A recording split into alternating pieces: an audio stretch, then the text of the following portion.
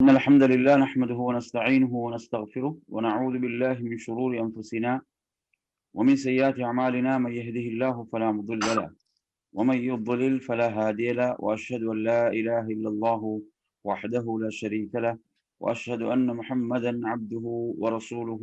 أما بعد، يا أيها الذين آمنوا اتقوا الله حق تقاته ولا تموتن إلا وأنتم مسلمون. يا أيها الناس اتقوا ربكم الذي خلقكم من نفس واحدة وخلق منها زوجها وبث منهما رجالا كثيرا ونساء، واتقوا الله الذي تساءلون به والأرحام إن الله كان عليكم رقيبا. يا أيها الذين آمنوا اتقوا الله وقولوا قولا سديدا يصلح لكم أعمالكم ويغفر لكم ذنوبكم، ومن يطع الله ورسوله فقد فاز فوزا عظيما. فإن أصدق الحديث كتاب الله، وخير الهدي هدي محمد صلى الله عليه وسلم، وشر الأمور محدثاتها، وكل محدثة بدعة، وكل بدعة ضلالة، وكل ضلالة في النار. அன்பிற்குரிய என் அருமை சகோதரர்களே, தாய்மார்களே, சகோதரிகளே, அஸ்ஸலாமு அலைக்கும் வரஹ்மத்துல்லாஹி வபரகாத்துஹு. இன்றைய இந்த மார்க்க சிறப்பு நிகழ்ச்சியில் நான் எடுத்துக்கொண்ட தலைப்பை பொறுத்தவரையில் சுவர்க்கத்தின் நறுமணத்தை கூட நுகராத துர்ப்பாக்கியவான்கள் யார் என்ற தலைப்பினூடாக சில முக்கியமான செய்திகளை உங்களோடு பரிமாறிக்கொள்ள ஆசைப்படுகின்றேன். அன்பிற்குரியவர்களே, சுவர்க்கத்தின் நறுமணம் என்பது எவ்வளவு தொலைவுக்கு வீசக்கூடியது என்பதை நபி ஸல்லல்லாஹு அலைஹி வஸல்லம் அவர்கள் பல ஹதீஸ்களின் ஊடாக நமக்கு விளக்கி இருக்கிறார்கள். அப்படிப்பட்ட அந்த சுவர்க்கத்தின் நறுமணத்தை கூட நுகர முடியாமல் அந்த பாக்கியத்தை இழக்கக்கூடியவர்கள் யார் அப்படி என்பதைத்தான் நாம் இன்றைய இந்த வகுப்பினூடாக உங்களுக்கு விளக்கப் போகின்றோம். அன்பிற்குரியவர்களே, நாம் இந்த சுவர்க்கத்தினுடைய நறுமணத்தை பற்றி வரக்கூடிய செய்திகள்ல புகாரியில் ஒரு செய்தியை நீங்கள் பார்க்கலாம். 2805வது செய்தியாக, அதாவது அனஸ் ரலியல்லாஹு அன்ஹு அவர்கள் அறிவிக்கிறார்கள், எனது சிறிய தந்தை அனஸ் இப்னு நதுர் ரலியல்லாஹு அன்ஹு அவர்களுக்கு பத்ர் போரில் கலந்து கொள்வதற்குரிய வாய்ப்பு கிடைக்கவில்லை. அவர்கள் தங்களுடைய வீரத்தை வெளிப்படுத்துவதற்காக மற்றும் ஒரு வாய்ப்பை எதிர்பார்த்திருந்தார்கள். அப்போதுதான் உஹதுடைய போர் வந்தது. அந்த உஹதுடைய போரில் அவர்கள் தங்களுடைய வீரத்தை எந்த அளவுக்கு வெளிப்படுத்தினார்கள் என்பதை இந்த செய்தி குறிப்பிடுகிறது. அதில் அவர்கள் அந்த உஹது களத்தை நோக்கி முன்னேறி செல்கின்ற போது சஅத் இப்னு முஆத் ரலியல்லாஹு அன்ஹு அவர்கள் அவரை முன்னோக்கி வருகிறார்கள். அப்போது சொல்கிறார்கள், அந்த சஅத் இப்னு முஆத் ரலியல்லாஹு அன்ஹு பார்த்து சொல்கிறார்கள், அல் ஜன்னஹ் வ ரப்பின் நதர் இன்னி அஜிது ரீஹஹா மின் தூனி உஹத் என்று சொன்னார்கள். அதாவது, சாதே, அல்லாஹ் மீது சத்தியமாக நான் சொர்க்கத்தினுடைய நறுமணத்தை இந்த உஹது மலையிலிருந்து அதை நான் நுகர்ந்து கொண்டிருக்கிறேன் என்று சொன்னார்கள். அல்லாஹு தஆலா அந்த பாக்கியத்தை உலகத்திலும் சிலருக்கு வழங்கினான் என்பதற்கு இந்த செய்தி சான்றாக இருக்கிறது. அந்த நறுமணத்தை உலகத்திலே நுகர்வதற்கு அல்லாஹு தஆலா சிலருக்கு, தனது நேசர்களுக்கு அந்த வாய்ப்பை வழங்கி இருக்கிறான் என்பதற்கு இந்த செய்தி சான்றாக இருக்கிறது. அவர்கள் அதன் பிறகு அந்த உஹதுடைய போர் களத்துக்குள் நுழைந்து மிக வீரமாக போரிட்டார்கள். எந்த அளவுக்கு என்று சொன்னால், சஅத் ரலியல்லாஹு அன்ஹு சொல்கிறார்கள், அல்லாஹுடைய தூதரே, அதாவது அனஸ் இப்னு நதர் செய்ததை போன்று என்னால் செய்ய முடியவில்லை. அவரது உடலிலே 80,000 காயங்கள் அவரது உடலிலே இருந்தன. அவரது சகோதரிதான் அந்த விரல் நுனியை வைத்துத்தான் அவர்களை அடையாளம் கண்டார்கள். அந்த அளவுக்கு அவரது உடல் சல்லடையாக ஆக்கப்பட்டிருந்தது. அவர்கள் மரணிப்பதற்கு முன்னால், ஷஹீதாக்கப்படுவதற்கு முன்னால் சுவர்க்கத்துடைய நறுமணத்தை நுகர்ந்தார்கள். இந்த உலகத்திலே அதை நுகர்வதற்குரிய பாக்கியத்தை அவர்கள் பெற்றார்கள் என்பதற்கு இந்த செய்தி சான்றாக இருக்கிறது. அன்பிற்குரியவர்களே, மற்றும் ஒரு செய்தியை நீங்கள் பாருங்கள். அதாவது, ஹாரிசா என்று சொல்லக்கூடிய நபித்தோழர் ரலியல்லாஹு அன்ஹு அவர்கள் பத்ரிலே என்ன செய்யப்பட்டார்கள்? தவறுதலாக முஸ்லிம்களுடைய தரப்பாலே கொல்லப்படுகிறார்கள். அப்ப அந்த நபித்தோழருடைய தாயார் அல்லாஹுடைய ரசூலிடம் யா ரசூலல்லாஹ், அதாவது எனது மகனுடைய நிலை என்ன? அவர் சொர்க்கத்தில் என்றால் நான் பொறுமையாக இருப்பேன், இல்லை என்றால் நான் செய்ய போவதை நீங்கள் கண்டுகொள்வீர்கள் என்று சொல்கிறார்கள். இந்த செய்தியில் ரசூலுல்லாஹி ஸல்லல்லாஹு அலைஹி வஸல்லம் அவர்கள் சொர்க்கத்துடைய இன்பங்களை சொல்கிறார்கள். சொல்லிவிட்டு அதிலே சொல்கிறார்கள், அதாவது வலவ் அன்னம்ரஅதன் மின் நிசாஇ அஹ்லில் ஜன்னah, சொர்க்கத்து மங்கையரில் ஒருவர் பூமியில் தோன்றினால் வானத்துக்கும் பூமிக்கும் இடையே உள்ள பகுதிகள் எல்லாம் ஒளிரும், மேலும் அப்பகுதிகள் அனைத்திலும் நறுமணம் கமலும். அந்த மங்கையின் முகத்திரை மட்டுமே இந்த உலகத்தையும் அதில் உள்ள செல்வங்களையும் விட மேலானதாகும். அதாவது பாருங்கள், அல்லாஹுடைய தூதர் சொல்கிறார்கள், அந்த ஹூருல் ஐன் பெண்கள் சொர்க்கத்து மங்கையரில் ஒருவர் இந்த பூமியில் தோன்றினால் வானத்துக்கும் பூமிக்கும் இடையே உள்ள பகுதிகள் எல்லாம் ஒளிரும், மேலும் அப்பகுதிகள் அனைத்தும் நறுமணத்தால் கமலும். ஒரு ஹூருலின் பெண் இந்த உலகத்துக்கு வந்து விடுவார்கள் என்று சொன்னால் வானத்துக்கும் பூமிக்கும் இடையே உள்ள அனைத்தும், அதாவது நறுமணம் கமலும் என்றால் அப்ப சொர்க்கத்துடைய நறுமணம் எப்படிப்பட்டதாக இருக்கும் நாம் எண்ணி பார்க்க வேண்டும். இப்படிப்பட்ட இந்த சொர்க்கத்துடைய நறுமணம் கூட கிடைக்காமல் செல்லக்கூடியவர்கள் யாருக்கு இந்த பாக்கியம் கிடைக்காது அப்படி என்ற அந்த பட்டியலில் நாங்கள் முதலாவதாக பார்க்க போது, அதாவது புகாரியில் 3166வது செய்தி, அப்துல்லாஹ் இப்னு அம்ர் ரலியல்லாஹு அன்ஹு அறிவிக்கிறார்கள், அல்லாஹுடைய தூதர் ஸல்லல்லாஹு அலைஹி வஸல்லம் கூறினார்கள், மன் கத்தல முஆஹிதன் லம் யரஹ் ராயிஹத்தல் ஜன்னah வ இன்ன ரீஹஹா தூஜது மின் மஸீரத்தி 40 ஆமா. அதாவது எவர் ஒப்பந்தத்துக்கு உட்பட்டு வாழக்கூடிய ஒருவரை கொள்வாரோ, அதாவது முஸ்லிம் அல்லாத ஒரு நிராகரிப்பாளரை கொள்கிறார், அவர் யார்? ஒப்பந்தத்துக்கு உட்பட்டு வாழக்கூடியவர். ஒரு இஸ்லாமிய ஆட்சியோடு ஒப்பந்தத்துக்கு கீழ் வாழக்கூடிய ஒருவரை எவர் கொள்வாரோ, ஒரு முஸ்லிம் கொள்வாராக இருந்தால் அவர் சொர்க்கத்தின் நறுமணத்தை கூட நுகர முடியாது என்று நபி ஸல்லல்லாஹு அலைஹி வஸல்லம் குறிப்பிட்டார்கள். உதாரணமாக அல்லாஹ்வுடைய தூதருடைய வாழ்க்கையில் ஹுதைபியாவுடைய உடன்படிக்கை நடைபெற்றிருந்தது. அப்ப அந்த ஹுதைபியாவுடைய உடன்படிக்கை என்பது மக்கா காபிர்களோடு நடைபெற்ற ஒரு உடன்படிக்கை. அப்ப இந்த ஒப்பந்த காலத்தில் யாராவது ஒரு காபிரை ஒரு முஸ்லிம் கொண்டிருப்பாராக இருந்தால் அவர் இந்த எச்சரிக்கைக்குள் வருவார். சொர்க்கத்தின் நறுமணத்தை கூட அவரால் நுகர முடியாது. அதே போன்று ரசூலுல்லாஹி ஸல்லல்லாஹு அலைஹி வஸல்லம் அவர்கள் மதீனாவுக்கு வந்த பிறகு யூதர்களோடு ஒப்பந்தம் போட்டார்கள். இப்படி ஒப்பந்தத்தின் கீழ் வாழக்கூடிய யாராவது ஒருவரை கொள்வாராக இருந்தால் அவருக்கு இந்த கடும் எச்சரிக்கை இருக்கிறது. நாங்க பார்க்கிறோம், சென்ற வருடம் இலங்கையில் நடந்த அந்த மோசமான அந்த நிகழ்வு, அந்த உயிர்த்த ஞாயிறு தாக்குதல் என்பது, இதில் என்ன செய்தார்கள், முஸ்லிம் அல்லாதவர்கள் முன்வைத்த ஒரு விமர்சனம் என்னவென்று சொன்னால், இவர்களுக்கு அதாவது 70 கன்னி பெண்கள் கிடைக்கிறார்கள், அதனால்தான் இவர்கள் தங்களுடைய உயிரை மாய்த்து கொண்டார்கள் என்ற ஒரு குற்றச்சாட்டை வைத்தார்கள். அன்பிற்குரியவர்களே, இந்த ஹதீஸைத்தான் நாம் அவர்களுக்கு சொல்ல வேண்டும். என்ன? ஒப்பந்தத்துக்கு உட்பட்டு வாழக்கூடிய ஒருவரை கொன்றால் அவர் சொர்க்கத்தின் நறுமணத்தை கூட நுகர முடியாது என்றுதான் இஸ்லாம் சொல்லி இருக்கிறதே தவிர அவர்களுக்கு அப்படிப்பட்ட சொர்க்கத்து கன்னியர்களை இஸ்லாம் வாக்களிக்கவில்லை. மாறாக அது யாருக்கு வாக்களிக்கப்பட்டிருக்கிறது என்றால், உண்மையில் அல்லாஹ்வுடைய வழியில் எவர்கள் போரிட்டார்களோ அது அவர்களுக்குரியது.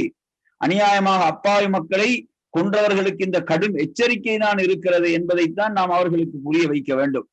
எனவே நறுமையான சகோதரர்களே, அந்த அடிப்படையில் அல்லாஹ்வுடைய தூதர் இந்த செய்தியில் சொல்கிறார்கள், சொர்க்கத்துடைய நறுமணம் என்பது 40 வருட தொலைவுக்கு வீசும் என்று சொல்கிறார்கள்.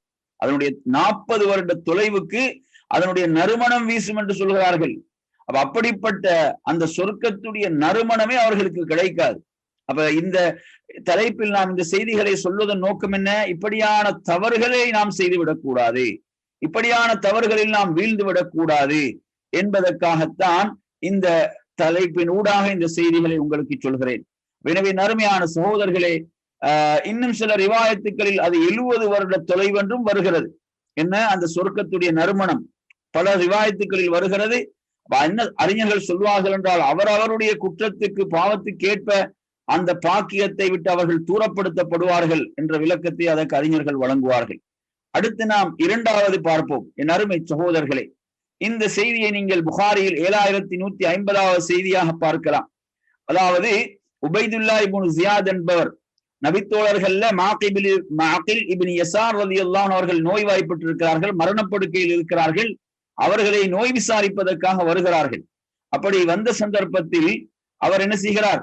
அவர் அன்றைய அந்த பசராவின் பொறுப்பாளராக அவர்கள் இருந்து கொண்டிருக்கிறார்கள். அந்த நேரத்தில் அவர்களை பார்க்க வந்த போது சொல்கிறார்கள், மாகில் இப்னு யசார் ரலியல்லாஹு அன்ஹு சொல்கிறார்கள், அல்லாஹ்வுடைய தூதர் சொன்ன ஒரு செய்தியை நான் உங்களுக்கு சொல்கிறேன். அல்லாஹ்வுடைய தூதரிடமிருந்து நான் செவியேற்ற ஒரு செய்தியை உங்களுக்கு சொல்கிறேன், நன்றாக கேட்டுக்கொள்ளுங்கள். அதாவது மாமின் அப்தின் இஸ்தரஆஹு அல்லாஹு ரஅய்யதன் வலம் யஹுத்ஹா பினஸீஹத்தின் இல்லா லம் யஜித் ராயிஹத்தல் ஜன்னah. அதாவது உங்களுக்கு கீழ் எந்த ஒரு அடியாராக இருக்கலாம், அவருக்கு அல்லாஹு தஆலா பொறுப்பை வழங்கி அவரது பொறுப்பின் கீழ் பலர் வருவார்கள். அந்த பொறுப்பை ஏற்று அந்த தனக்கு கீழ் உள்ளவர்களுக்கு சரியான முறையில் அவர் வழிகாட்டவில்லை என்றால், தனது பொறுப்பின் கீழ் உள்ளவர்களுக்கு சரியான வழிகாட்டலை அவர் கொடுக்கவில்லை என்று சொன்னால், அவர் சொர்க்கத்தின் நறுமணத்தை கூட அவர் அடைந்து கொள்ள மாட்டார் என்று அல்லாஹ்வுடைய தூதர் குறிப்பிட்டார்கள் என்ற செய்தியை அன்றைய ஆட்சி பொறுப்பில் உள்ளவர் தன்னை நோய் விசாரிக்க வரும்போது சொன்னார்கள். இப்படித்தான் நபித்தோழர்கள் உபதேசம் செய்தார்கள். எனவே பாருங்கள், ஒருவர் பொறுப்பு, இன்று நாம் பார்க்கிறோம் நிறைய பேர் பதவியை விரும்புகிறார்கள், தங்களுக்கு பட்டம் பதவிகள் அந்தஸ்துகள் கிடைக்க வேண்டும் என்று விரும்புகிறார்கள். ஆனால் அந்த பட்டம் பதவிகள் என்பவைகள் நாளை மறுமையில் விசாரணைக்கு உட்படுத்தப்படக்கூடியவைகள் என்பதை மறந்து விடுகிறார்கள். மறுமையில் அது விசாரணைக்கு உட்படுத்தப்படும். எனவே யார் ஒரு பொறுப்பை ஏற்றுக்கொள்கிறாரோ, ஒருவருக்கு ஒரு பொறுப்பு வழங்கப்படுகிறதோ, அந்த பொறுப்பின் கீழ் உள்ளவர்களுக்கு அவர் சரியான வழிகாட்டலை வழங்க வேண்டும். அப்படி அவர் சரியான வழிகாட்டலை வழங்கவில்லை என்றால் அவர் சொர்க்கத்தின் நறுமணத்தை கூட நுகர முடியாது என்று அல்லாஹ்வுடைய தூதர் கூறினார்கள். எனவே இதில் குடும்ப தலைவர்கள் இதில் வருவார்கள். அதே போன்று அவருடைய பொறுப்பின் அந்த விசாலத்தன்மை, பொறுப்பு விரிவடைகிறதா கூடுதலானவர்கள் வருவார்கள். பொறுப்பு அதனுடைய வட்டம் குறைகிறதா, குறைவான எண்ணிக்கையில் வருவார்கள். ஆனால் இங்கு என்ன, அவர் தனது பொறுப்பின் கீழ் உள்ளவர்களுக்கு சரியான வழிகாட்டலை கொடுக்க வேண்டும், சரியான மார்க்க வழிகாட்டலை கொடுக்க வேண்டும், அவருக்கு சொர்க்கத்துக்கு வழிகாட்ட வேண்டும், நரகத்தை விட்டு அவரை பாதுகாப்பதற்குரிய வழிகாட்டலை கொடுக்க வேண்டும். இப்படி வழிகாட்டலை அவர் கொடுக்கவில்லை என்றால் அவர் நாளை மறுமையில் சொர்க்கத்தின் நறுமணத்தை கூட அவர் நுகர முடியாது என்று அல்லாஹ்வுடைய தூதர் குறிப்பிட்டார்கள். எனவே நறுமை சகோதரர்களே, எனவே பொறுப்புகள் ஏற்று இருக்கக்கூடியவர்கள் அந்த பொறுப்புகளை செவ்வனை நிறைவேற்ற வேண்டும், சரியான வழிகாட்டலை தனது பொறுப்பின் கீழ் உள்ளவர்களுக்கு வழங்க வேண்டும் என்பதை இந்த செய்தி நமக்கு சொல்கிறது. மூன்றாவது நறுமை சகோதரர்களே, இதில் நாம் பார்க்கக்கூடிய செய்தி அபூதாவுதுடைய 2228வது செய்தி. அல்லாஹ்வுடைய தூதர் ஸல்லல்லாஹு அலைஹி வஸல்லம் கூறினார்கள், இதை அறிவிக்கக்கூடிய நபித்தோழர் சௌபான் ரலியல்லாஹு அன்ஹு அவர்கள், ஐயுமா இம்ராத்தின் ஸஅலத் ஸௌஜஹா தலாகன் ஃபீ கைரி மா பஅஸின் ஃபஹராமுன் அலைஹா ராயிஹத்துல் ஜன்னah.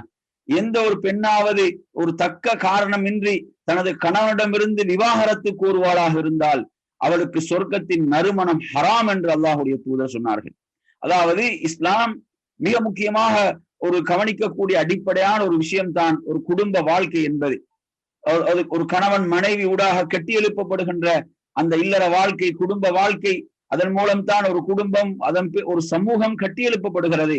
எனவே அந்த குடும்ப அமைப்பில், அந்த குடும்ப வாழ்க்கையில் ஒரு பெண் ஒரு நியாயமான காரணமின்றி, தக்க காரணமின்றி தனது கணவனிடமிருந்து அவள் விவாகரத்து கோருவாளாக இருந்தால் அல்லாஹ்வுடைய தூதர் என்ன எச்சரிக்கிறார்கள், சொர்க்கத்தின் நறுமணமே அவளுக்கு ஹராம் என்று சொல்கிறார்கள்.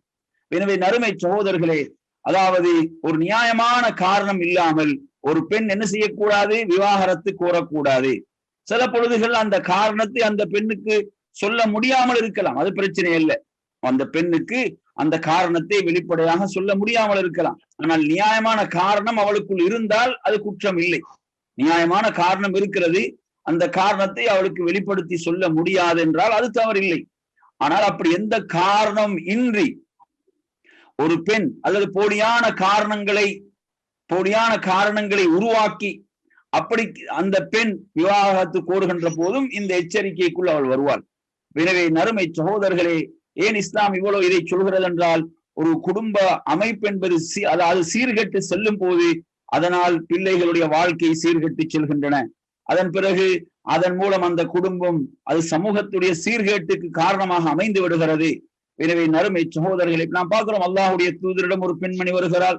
ஒரு பெண்மணி வந்து சொல்கிறார், யா ரசூலல்லாஹ், எனது கணவரை பற்றி நான் எந்த ஒரு குறையும் சொல்வதற்கு இல்லை, நல்ல பண்புகளை உடையவராக இருக்கிறார், ஆனால் அவரோடு வாழ்வது என்பது நான் குஃபரின் பக்கம் சென்று விடுவேனோ என்று பயப்படுகிறேன், அஞ்சுகிறேன் என்று சொன்ன போது அல்லாஹ்வுடைய தூதர் ஸல்லல்லாஹு அலைஹி வஸல்லம் அவர்கள் அவரிடமிருந்து நீங்கள் மகராக பெற்று அந்த தோட்டத்தை திருப்பி கொடுக்கின்றீர்களா? ஆம், நான் கொடுக்க தயார். அப்படி என்றால் அல்லாஹ்வுடைய தூதர் அந்த 2 பேரையும் என்ன செய்து வைத்தார்கள், அவர்களை விவாகரத்து செய்து வைத்து விட்டார்கள் என்பதை பார்க்கிறோம். அங்கு அல்லாஹ்வுடைய தூதர் அந்த பெண்ணிடம் என்ன அந்த காரணத்தை வெளிப்படையாக சொல்லணும் கேட்கல. அதாவது நியாயமான காரணம் அந்த பெண்ணிடம் இருக்கிறது, அதை அவளுக்கு வெளிப்படுத்தி சொல்ல முடியவில்லை என்றால் அது குற்றம் கிடையாது. ஆனால் அப்படி காரணம் இன்றி ஒரு பெண் விவாகரத்து தேடும் போது, விவாகரத்தை கேட்கும் போது, கோரும் போது இங்கு இந்த கடுமையான எச்சரிக்கை இருக்கிறது. அடுத்து நாம் இதிலே பார்ப்போம் நான்காவது இந்த பாக்கியத்தை இழக்கக்கூடிய சாரார். அபூதாவுதுல 4214வது செய்தியாக வரக்கூடிய செய்தி, அப்துல்லாஹ் இப்னு அப்பாஸ் ரலியல்லாஹு அன்ஹு அறிவிக்கிறார்கள், அல்லாஹ்வுடைய தூதர் ஸல்லல்லாஹு அலைஹி வஸல்லம் சொன்னார்கள், அதாவது கடைசி காலத்தில், இறுதி காலத்தில் ஒரு கூட்டத்தினர் எப்படி வருவார்கள் என்று சொன்னால், அதாவது அவர்கள் அந்த புறாவுடைய அந்த கழுத்து பகுதி, அந்த புறாவுடைய அந்த கழுத்து பகுதியுடைய அந்த கருப்பை போன்று சிலர்கள் என்ன செய்வார்கள், தங்களுடைய அந்த முடிகளை அவர்கள் அதாவது கருப்பை கொண்டு மாற்றக்கூடியவர்களாக இருப்பார்கள். அந்த டை அடிப்பது நாங்க சொல்றோமா இல்லையா, இந்த டை போன்றவைகளை இவ்வாறு செய்வதை பொறுத்தவரையில் முடிகள் நரைத்து விட்டால் மருதாணி போன்றவைகளை பயன்படுத்தி அதை மாற்றுவதில் மார்க்கம் தடுக்கவில்லை. ஆனால் மார்க்கம் தடுப்பதை கருப்பை தடுக்கின்றது. அவ்வாறு கருப்பை பயன்படுத்தக்கூடியவர்களுக்கு இதுல வரக்கூடிய எச்சரிக்கை என்ன, அவர்கள் சொர்க்கத்தின் நறுமணத்தை கூட நுகர மாட்டார்கள் என்று அல்லாஹ்வுடைய தூதர் எச்சரிக்கிறார்கள். எனவே அந்த நரைகளை மாற்றுவதென்பது மார்க்கம் வரவேற்கிறது.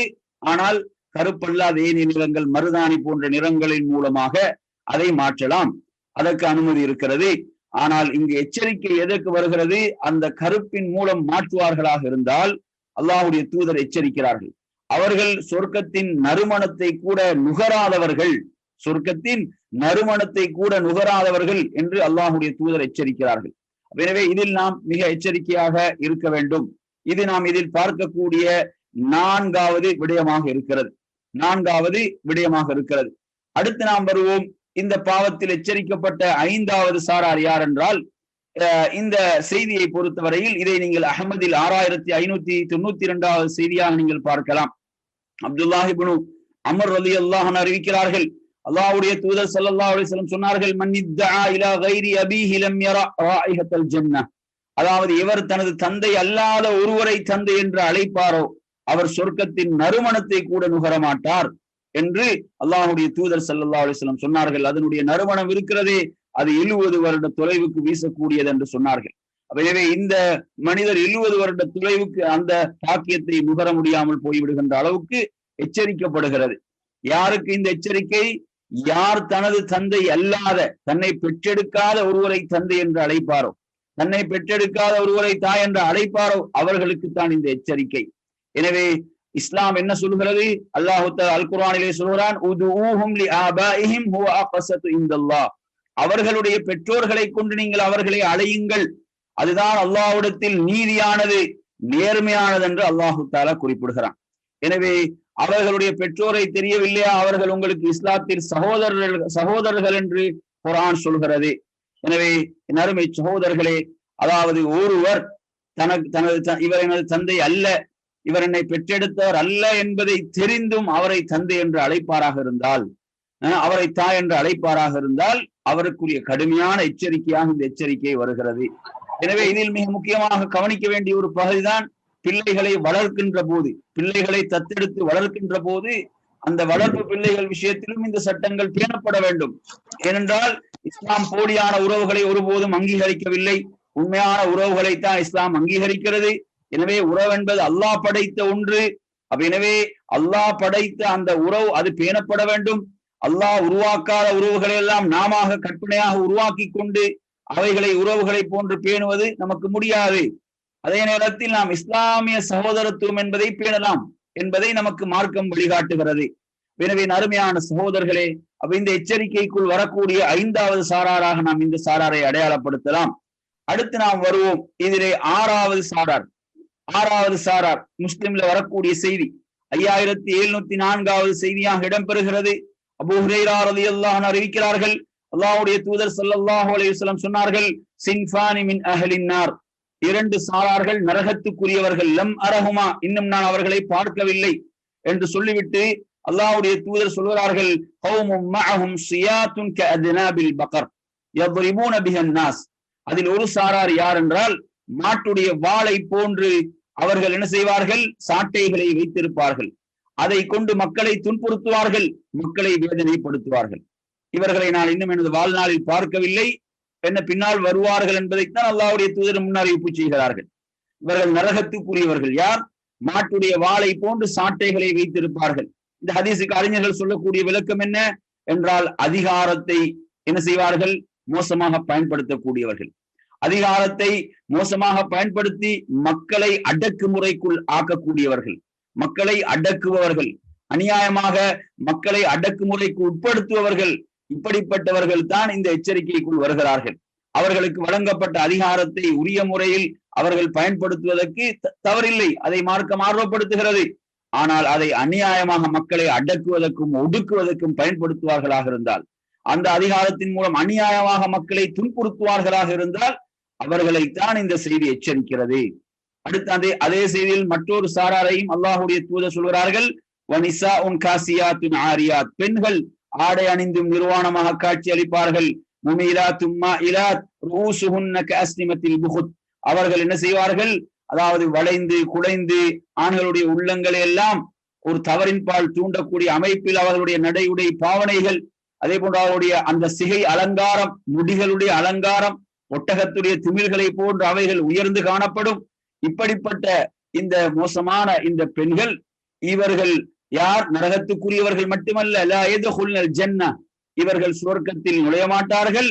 வலா யஜிதுன ரீஹஹா, அதனுடைய நறுமணத்தை கூட அவர்கள் அடைந்து கொள்ள மாட்டார்கள். அந்த நறுமணத்தை கூட அந்த பெண்களால் அடைந்து கொள்ள முடியாது என்று அல்லாஹ்வுடைய தூதர் எச்சரித்தார்கள். வைன்ன ரீஹஹா லயூஜது மின் மஸீரதி கதா வ கதா, அதனுடைய நறுமணம் என்பது இந்த அளவு தொலைவுக்கு வீசக்கூடியது, இவ்வளவு தொலைவுக்கு வீசக்கூடிய அந்த நறுமணத்தை கூட அவர்களால் நுகர முடியாது என்று அல்லாஹ்வுடைய தூதர் ஸல்லல்லாஹு அலைஹி வஸல்லம் எச்சரித்தார்கள்.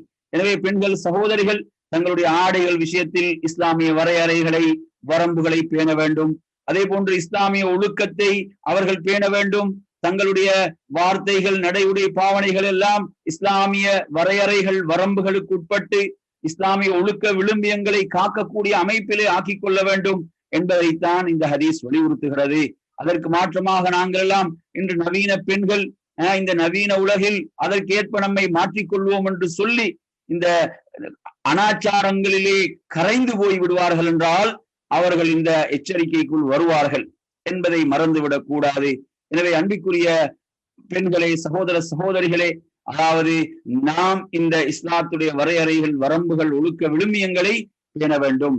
அதே போன்று அதிகாரத்திலே உள்ளவர்கள் அதை அநியாயமாக துஷ்பிரயோகம் செய்து மக்களை துன்புறுத்துவார்கள் என்றால் அவர்களுக்கும் இந்த ஹதீஸில் எச்சரிக்கை இருக்கிறது. அடுத்து நாம் வருவோம். இதிலே 7வது சாரார், சொர்க்கத்துடைய நறுமணத்தை கூட நுகராதவர்கள். அந்த துர்ப்பாக்கியவான்களில் அல்லாஹ்வுடைய தூதர் குறிப்பிட்ட அந்த சாரார்ல இது அபூதாவுதுல 3666வது செய்தியாக இடம்பெறுகிறது. அபூ ஹுரைரா ரலியல்லாஹு அன்ஹு அறிவிக்கிறார்கள், நபி ஸல்லல்லாஹு அலைஹி வஸல்லம் கூறினார்கள், மன் தஅல்லம இல்மன் மிம்மா யுப்தகா பிஹி வஜ்ஹுல்லாஹி அஸ்ஸ வஜல் லா யதஅல்லமுஹு இல்லா லியுஸீப பிஹி அரதன் மின் அத்-துன்யா லம் யஜித் அர்ஃபல் ஜன்னதி யௌமல் கியாமah யஅனி ரீஹஹா. அதாவது எவர் அல்லாஹ்வுக்காக கற்க வேண்டிய இல்மை, மார்க்க கல்வியை அல்லாஹ்வுக்காக கற்காமல் அற்ப உலக லாபங்களுக்காக, அற்ப உலக சுகங்களுக்காக, அற்ப உலக விளம்பரங்களுக்காக, உலகத்தில் பெயர் கிடைக்க வேண்டும், புகழ் கிடைக்க வேண்டும் என்பதற்காக எவன் ஒருவன் மார்க்க கல்வியை தேட ஆரம்பிப்பானோ அவன் மறுமையில சொர்க்கத்தின் நறுமணத்தை கூட அவனால் அடைந்து கொள்ள முடியாது என்று நபி ஸல்லல்லாஹு அலைஹி வஸல்லம் எச்சரித்தார்கள். எனவே அன்பிற்குரிய சகோதர சகோதரிகளே, அதாவது நாம் மார்க்கத்துடைய இல்மையை கற்றுக்கொள்வது என்பது ஒரு இபாதத், உபரியான வணக்கத்தை விட சிறந்தது. உபரியான தொழுகை, உபரியான நோன்புகளை விட ஒரு சிறந்த வணக்கம் தான் நாம் மார்க்க கல்வியை கற்றுக்கொள்வது, மார்க்க கல்வியை தேடுவது. அவ்வளவு சிறப்புக்குரிய ஒன்று. மலக்குகளுடைய துஆக்கள் இருக்கின்றன, கடலுள்ள மீன்கள் கூட அவர்களுக்காக பாவ மன்னிப்பு தேடுகின்றன. அந்த அளவுக்கு ஒரு உயர்ந்த ஒரு வணக்கம் தான் நாங்கள் மார்க்க கல்வியை தேடுவது என்பது, கற்பது என்பது. ஆனால் அதை கற்றுக்கொள்ளும் போது நாம் தூய்மையான எண்ணத்தோடு அல்லாஹ்வுக்காக அதை நாம் கற்றுக்கொள்ள வேண்டும். அவ்வாறு கற்றுக்கொள்ளும் போதுதான் அந்த சிறப்புகள் எல்லாம் கிடைக்கும். அதற்கு மாற்றமாக ஒருவன் என்ன செய்கிறான்? உலகத்தில் என்னை மக்கள் புகழ வேண்டும், எனக்கு அதிகமான வியூவர்ஸ் வர வேண்டும், எனக்கு பிரபலம் கிடைக்க வேண்டும், என்னை மக்கள் புகழ வேண்டும், என்னை பாராட்ட வேண்டும், எனக்கு லைக்ஸ் கிடைக்க வேண்டும். இப்படியான நோக்கங்கள்ல அற்ப உலகத்துக்காக, உலக நோக்கங்களுக்காக அல்லது அவரை மட்டம் தட்ட வேண்டும், நான் ஒரு பெரும் ஒரு அறிஞர் அறிவாளி என்று நான் பெயர் பெற வேண்டும், புகழ் பெற வேண்டும், இப்படியான நோக்கங்களுக்காக ஒருவன் மார்க்க கல்வியை தேட ஆரம்பிப்பானாக இருந்தால் அவன் சொர்க்கத்துடைய நறுமணத்தை கூட அவனால் அடைந்து கொள்ள முடியாது என்று அல்லாஹ்வுடைய தூதர் ஸல்லல்லாஹு அலைஹி வஸல்லம் எச்சரித்தார்கள். எனவே அன்பிற்குரியவர்களே, நமது எண்ணங்கள் எப்போதும் தூய்மையாக இருக்க வேண்டும். நமது எண்ணங்கள் இஹ்லாஸாக தூய்மையாக இருக்க வேண்டும். ஏனென்றால் பாருங்கள், இல்மை தேடக்கூடிய அந்த விஷயத்துல ஷைத்தான் என்ன செய்து விடுவான், அந்த இல்மை தேட விடாமல் எப்படியாவது தடுப்பதற்குத்தான் முயற்சிப்பான். அவ்வாறு அந்த சூழ்ச்சிகளை எல்லாம் தாண்டி ஒருவர் அந்த இல்மை தேட ஆரம்பிக்கின்ற போது அவர்களது எண்ணங்களை என்ன செய்யப்படுவான், அந்த தூய்மையான எண்ணங்களை, அந்த பரிசுத்தமான எண்ணங்களை மாசுபடுத்துவதற்கு ஷைத்தான் முயற்சிப்பான். அந்த எண்ணங்களில் களங்கங்களை உருவாக்குவதற்கு முயற்சிப்பான். அந்த எண்ணங்களை திசை திருப்பதற்கு முயற்சிப்பான். அதில் நாம் மிக கவனமாக இருக்க வேண்டும். என்ற ஆரம்பத்தில் கல்வியை தேடும் போது நல்ல எண்ணங்கள் இருந்தாலும் பிறகு அந்த எண்ணங்கள் மாறிவிடக்கூடிய மோசமான நிலைகள் ஏற்படுகின்றன. எனவே அவ்வாறான நிலைகளிலிருந்து நாம் நம்மை காத்துக் கொள்ள வேண்டும். நபி ஸல்லல்லாஹு அலைஹி வஸல்லம் சொன்னார்கள், நாளை மறுமையுடைய நாளில் மூவரை கொண்டுதான் நரகம் எரிக்கப்படும் என்றார்கள். மூவரை கொண்டுதான் நரகம் எரிக்கப்படும் என்றார்கள். அந்த மூவரும் யார்? ஒருவர் ஒரு ஷஹீத், உயிர் தியாகி. அடுத்தது யார்? ஒரு செல்வந்தர். அடுத்தது யார்? அதாவது ஒரு மார்க்க அறிஞர், கல்வியை கற்றவர். இந்த மூவர் இவர்களுக்கு அல்லாஹ் வழங்கிய நியாமத் அருளை பற்றி அவர்களிடம் அல்லாஹ் கேட்பான்.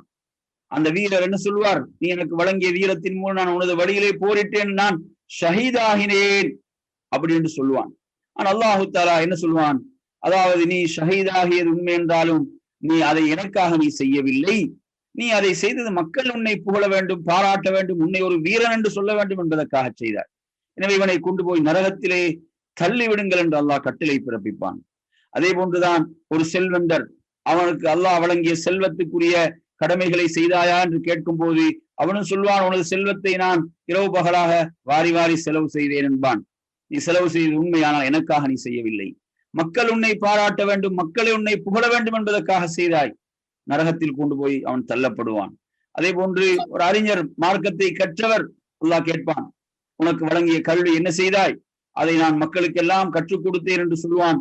நீ கற்றுக் கொடுத்தது உண்மையானால் நீ அதை எனக்காக செய்யவில்லை, மக்கள் உன்னை புகழ வேண்டும், பாராட்ட வேண்டும், மக்கள் உன்னை ஒரு அறிஞர் என்று சொல்ல வேண்டும் என்பதற்காக செய்தாய். அவனை நரகத்தில் கொண்டு போய் தள்ளுங்கள் என்று சொல்லப்படும்.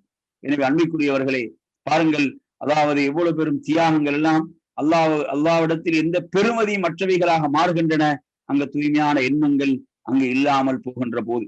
எனவே நமது எண்ணங்களை நாம் எப்போதும் சீராக்கி கொள்ள வேண்டும், தூய்மையாக்கி கொள்ள வேண்டும். எனவே நறுமையான சகோதரர்களே, அதாவது நாம் இல்மை தேடுகின்ற போது, கேட்கின்ற போது நாம் நமது எண்ணங்களை தூய்மைப்படுத்த வேண்டும். யாரையும் மட்டம் தட்டுவதற்கோ நம்மை உயர்த்துவதற்கோ அல்ல நாம் கற்பது, நாம் வாழ்வதற்கு. நான் சரியாக மார்க்கத்தை செயல்படுத்த வேண்டும், நடைமுறைப்படுத்த வேண்டும், நான் மார்க்கத்தின்படி வாழ வேண்டும், அதே போன்று நான் கற்றதை பிறருக்கு எடுத்துச் சொல்ல வேண்டும் என்ற அந்த தூய்மையான எண்ணங்களை வளர்த்துக் கொள்வோம்.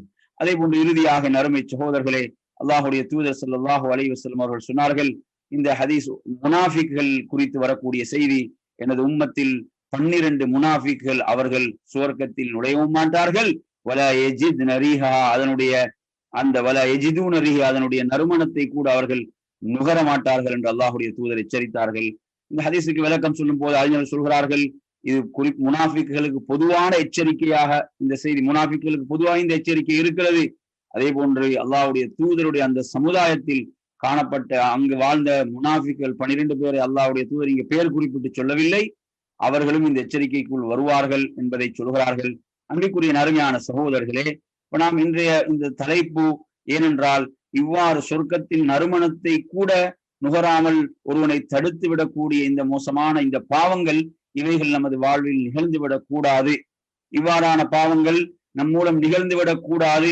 அதில் நாம் மிக எச்சரிக்கையாக இருக்க வேண்டும் என்பதற்காகத்தான் இந்த செய்திகளை நாம் அடையாளப்படுத்தினோம். எனவே நறுமையான சகோதரர்களே, நாம் இந்த தலைப்பிலே விளங்க வேண்டிய மற்றும் ஒரு விஷயம் என்னவென்றால், சொர்க்கத்தின் நறுமணத்தை நுகரமாட்டார்கள் என்று சொன்னால் அவர்கள் நிரந்தர நரகத்துக்குரியவர்கள் அல்ல. அறிஞர்கள் விளக்கம் சொல்லும் போது என்ன சொல்வார்கள், அதாவது ஷிர்க்கை தவிர ஏனைய பாவங்களை பொறுத்தவரையில், அதாவது அல்லாஹ் நாடிய கால அளவுக்கு அவன் நரகத்தில் தண்டிக்கப்பட்டு நரகத்திலிருந்து அவன் என்ன செய்யப்படுவான், வெளியேற்றப்படுவான். என்றால் ஒரு துளி அளவு ஈமான் இருந்தாலும் அவன் நரகத்தை விட்டு வெளியேற்றப்படுவான். ஈமான் முழுவதுமாக ஒருவனிடமிருந்து இல்லாமலாக்கப்படுகின்ற ஒரு பாவம் இருக்குமாக இருந்தால் அது ஷிர்க் மட்டும்தான். எனவே ஷிர்க் என்பதுதான் ஒருவரை நிரந்தர நரகத்துக்குள்ளாக்கும். ஏனைய பாவங்களை பொறுத்தவரையில் அது அல்லாஹ்வுடைய நாட்டத்தின் கீழ் உள்ளது என்ற விளக்கத்தையும் இதிலே குறிப்பிடுவார்கள். எனவே அன்பிற்குரிய நறுமை சகோதரர்களே, இவ்வாறான இந்த மோசமான பாவங்கள் நாம் நம்மை காத்துக் கொள்வோமாக என்று கூறி நிறைவு செய்கிறேன். வாஹிரு தஅவானா அல்ஹம்துலில்லாஹி ரப்பில் ஆலமீன். அஸ்ஸலாமு அலைக்கும் வரஹ்மத்துல்லாஹி வபரகாத்துஹு. ஜஸாக்குமுல்லாஹ் கைரன் ஷேக். வலைக்கும் அஸ்ஸலாம் வரஹ்மத்துல்லாஹி